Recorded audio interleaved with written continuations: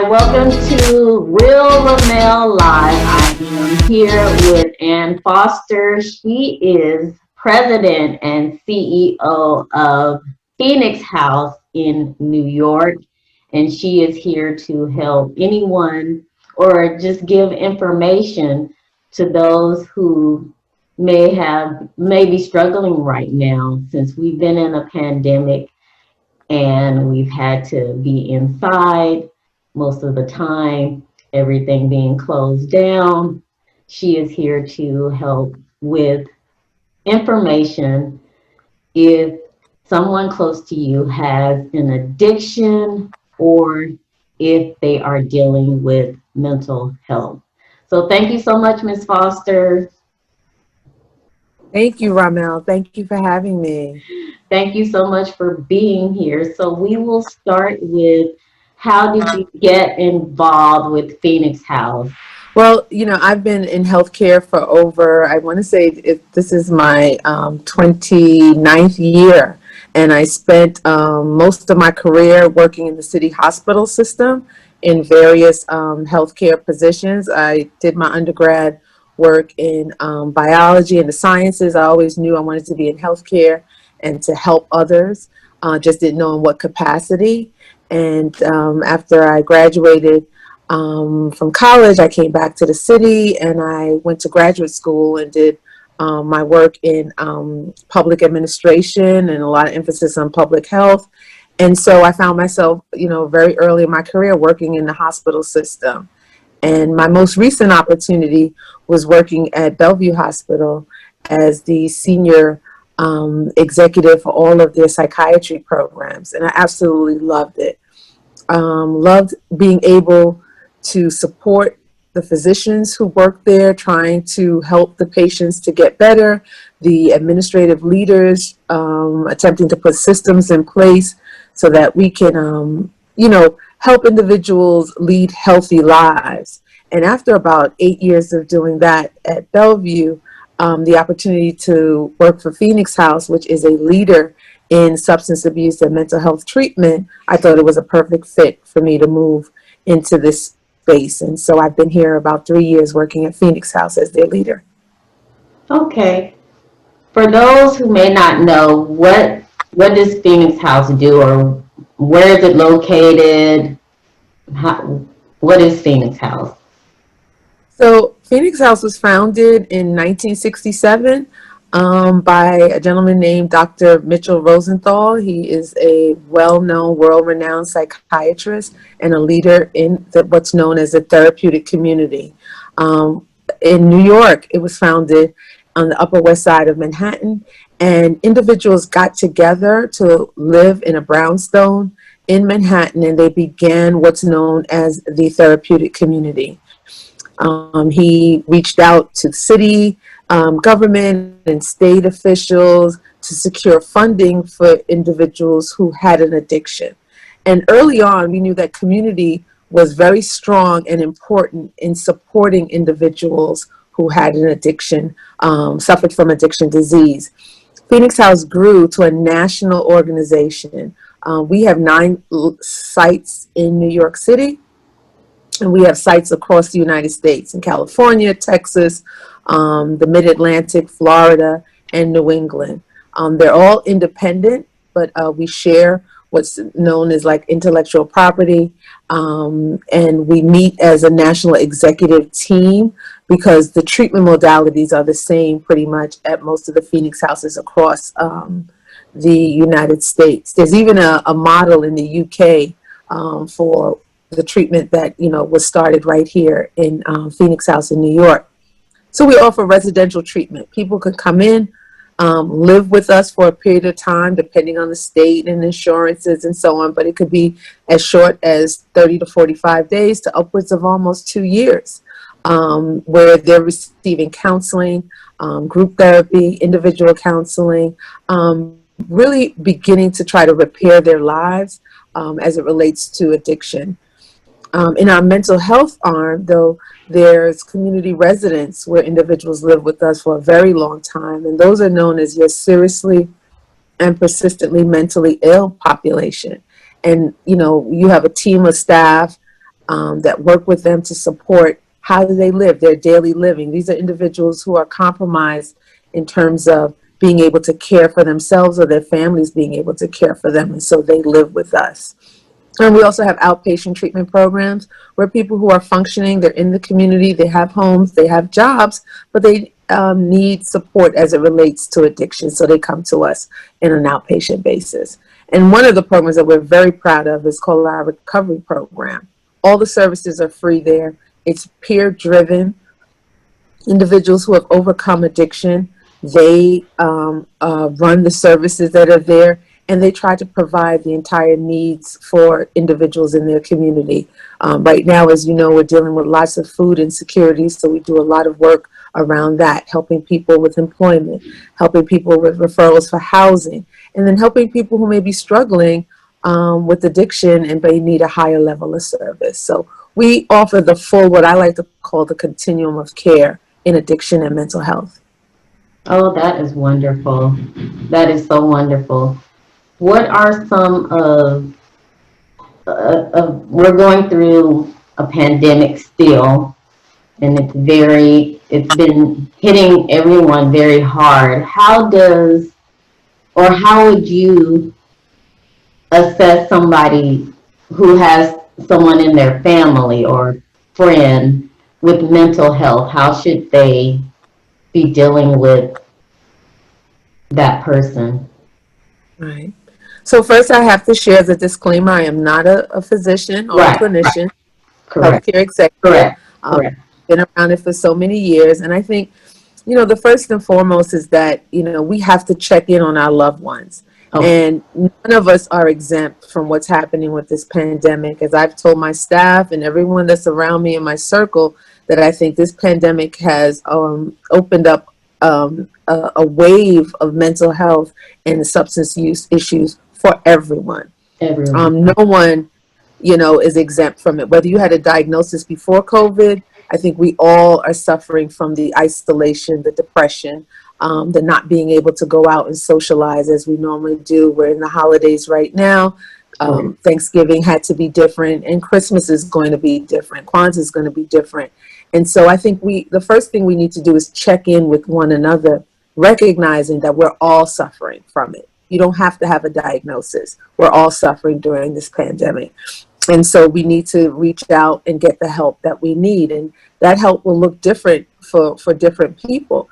It can go from as basic as making sure that you go for a walk and Okay. that you are conversing on FaceTime with your loved ones, because you may not be able to see them face to face, but at least you can do FaceTime, to someone who actually needs to come in to one of our treatment programs or to our outpatient clinics to speak to an actual therapist or have a televisit.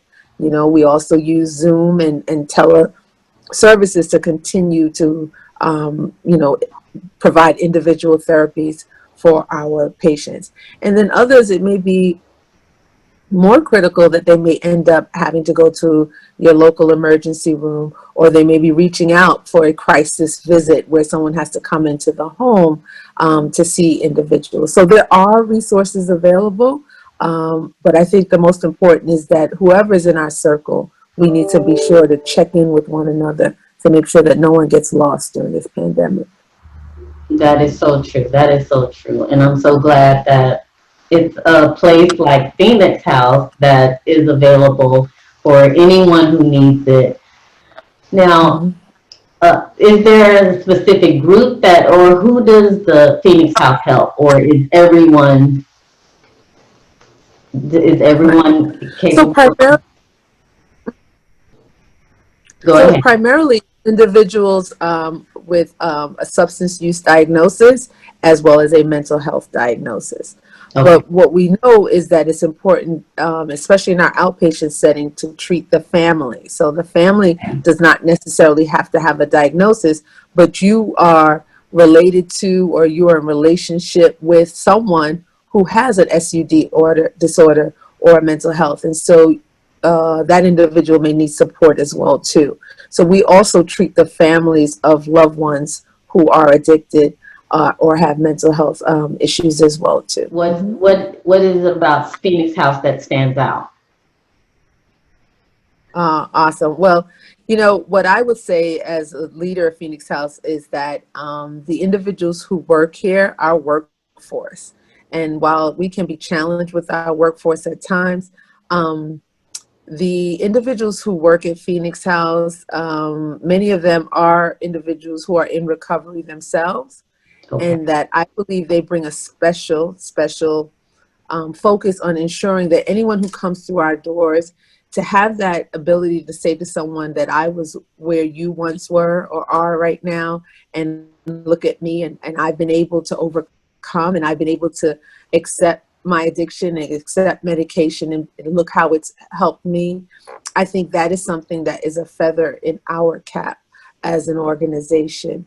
We really try hard to invest in our workforce, to hire individuals who have gone through peer training. We just earlier this year, unfortunately, we weren't able to have the graduation because it was right at the time of the pandemic. But for the first time, we offered a free certified recovery peer advocate training where individuals would be trained. These are people who have lived experience in the field of addiction, and now they're able to work and have the ability to be employed and now help others that are in search of recovery as well. So I think that's one of the things that separates us from some other organizations. I think also we undergone a transformation in the last couple of years where we're really looking to include the medical treatment of individuals. People who suffer from addiction and mental health, they would kind of be boxed in a silo, so to speak. And so now we really look to, if you have hypertension, if you have diabetes, if you have, something wrong with your liver, or you haven't had a mammogram, we're asking those questions. We're partnering with primary care providers so that we take care of the entire patient. Because what we know is that individuals who suffer from substance abuse and mental health, they tend to die 25 years younger than the average population. And Oh, that's because they're not taking care of that other part of their lives, the medical, the getting the mammograms and pap smears, and checking on their prostate and their A1C for diabetes. And so we want to emphasize that we care for the entire patient, and we're asking everything about you to ensure that you are on your way for recovery. okay. Now, when you say a diagnosis of addiction, is that possible? I mean, when you say that a diagnosis for addiction, what do you mean?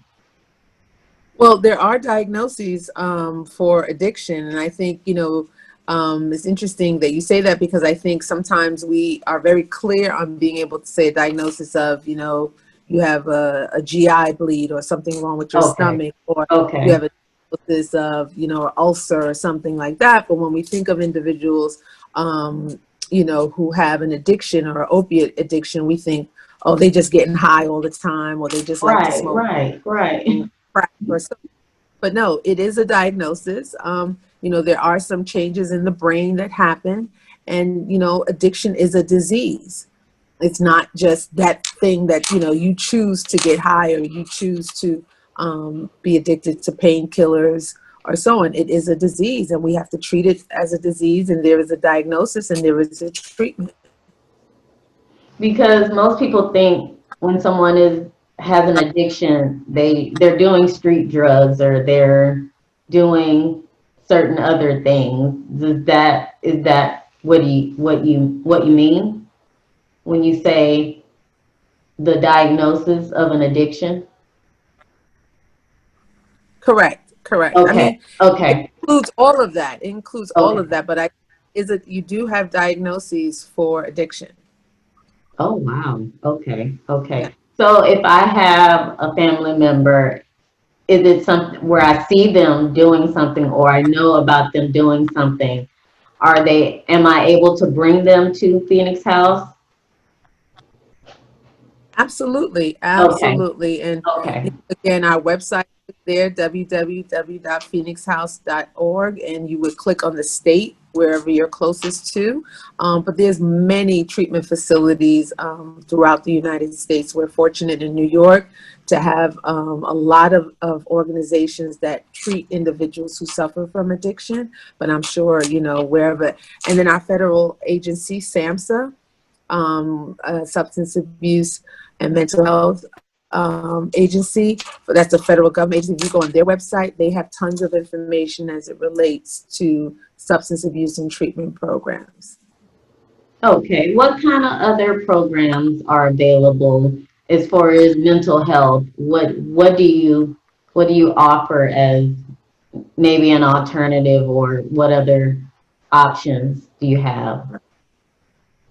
Well, in our mental health arm, as I mentioned earlier about the community residents, we also have Okay. something called our PROS program, which is called our personalized recovery-oriented services. And that's like a day program where individuals who have a mental health diagnosis are able to come to us again to receive groups, they receive their medications, they receive individual counseling, very interactive, and they have a treatment plan that is geared towards achieving goals. And so you'll find someone who comes in who is very compromised, has never worked before, was failing in school, did not complete school, and the team of social workers and counselors will work with this individual to achieve what is their goals. And then you'll find after a period of time that this individual now has a job, is Okay. able to, live on their own and move out from family. And so those are some of the milestones that while you're preparing, putting together their treatment plan, these individuals would meet. And that's a success. And so Yes. success and looks different for everyone. But we are so proud of many of our patients that come through our programs that they're able to achieve some of their goals.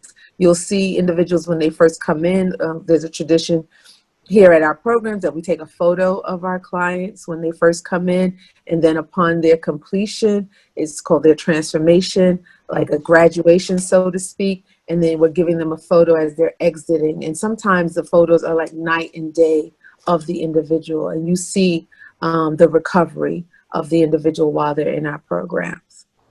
Oh, that's wonderful. That is so wonderful that many people feel that there's no help for them, or there's no hope for them. So there's actually people that walk in and say, I have an issue. Is that pretty much how Yes. it works? Wow. Well, that's a segment of our population. Unfortunately, sometimes it's family that is bringing the individual to us. Hospitals, after being in a detox program in a hospital and they need more support and rehabilitation, they will be referred to us. And also, depending on where you are, you can have a court mandated situation where the what's called alternative to drug sentencing. And so the courts can mandate an individual into treatment and they'll come into treatment that way. But we do have individuals who just walk in and say, I've done this so many times, I've been cycling, enough is enough, and I need help. All right. So there is help for everyone out there.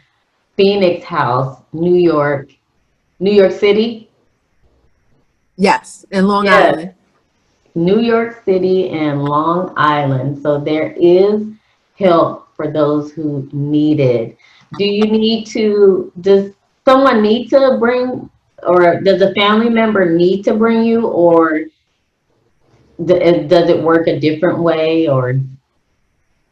No, you could self-refer. You can Oh, okay. self-refer, Okay. yep, and come in. Absolutely. Okay. All right. Well, thank you so much for joining me today, Miss Foster. I'm so glad you were taken out of your schedule to come here, and also knowing that it's almost Christmas coming up, Hmm. that you decided to come in and give that information. We very so much need all the information we can get right now. So if anybody is having issues, Phoenix House is available. And you're not just based in New York, you're in how many other cities? As 8 other locations. seven other locations: California, Texas, New England, Massachusetts, and Vermont, Florida, and in the Mid-Atlantic DMV area. All right. So we have help. All you have to Yes. do is go to www.phoenixhouse.org. Is that correct? Yeah. Yes. www.phoenixhouse.org. You can self submit, you can take a family member. Someone is available. Ms. Foster has given us all the information. So thank you, Ms. Foster. Thank you for being with me today. And I hope you come back and speak with us again. We would love to have you back. Thank you. Thank you for having me, and all the best to you for the holidays. Thank you. Happy holidays. Happy Kwanzaa. Happy Hanukkah. Hanukkah. Feliz Navidad. Feliz Cumpleaños. All that great stuff. Happy holidays. Happy New Year. Thank you so much for joining Real Ramelle. Of course, again, Real Ramelle Carter is live. Woohoo! Merry Christmas.